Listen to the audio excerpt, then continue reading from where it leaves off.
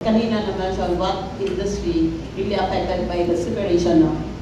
So when we are talking about AFF, na-mention na din to, but maybe some didn't catch up, no? Currently, the growth of region EFF is negative 7.3. Pero kung hindi na separate si Occidental and Bacolod, negative 8.4. Mas lalo pang nag-negative. So somewhat is advantage of the new region 6, yung paghiwalay ng Oxy at saka Bacolod.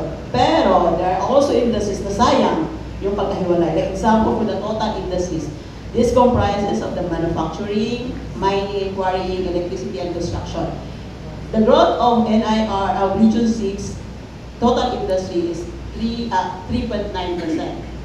Pero kung isama pa natin si Oxy sana at saka si Bacolod, dapat 6.4%. Kasi currently, yung NIR growth ng total industry ay 9.8. Ngayon, tatanong nyo saan banda doon sa NIR, no? So, again, based on numbers, in terms of manufacturing, ang region naman natin is, mining and quarrying. In terms of mining and quarrying, advantage yung pagkahiwalay. Kasi with the 9.4 growth ng mining and quarrying ni Region 6, with the old Region 6, 4.01 lang. See? So that higher siya. Kasi negative, ay 3.9 lang yung growth ng NIR. But in manufacturing, somewhat medyo medyo negative yung effect niya. Kasi currently, 4.3 yung growth ni Region 6 sa manufacturing. Pero kapag yung NIR kasi is 6% yung growth niya. Nag-mention na kanina marami yung mga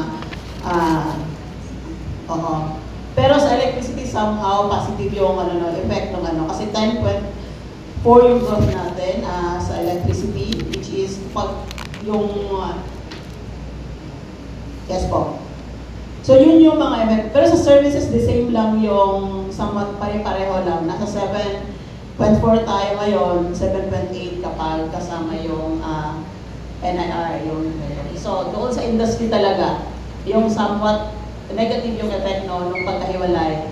Pero doon sa AFF and sa services naman, hindi masyado yung negative. Mas positive pa po yung effect ng pagkahiwalay ng Oxy at saka ng Bacolod.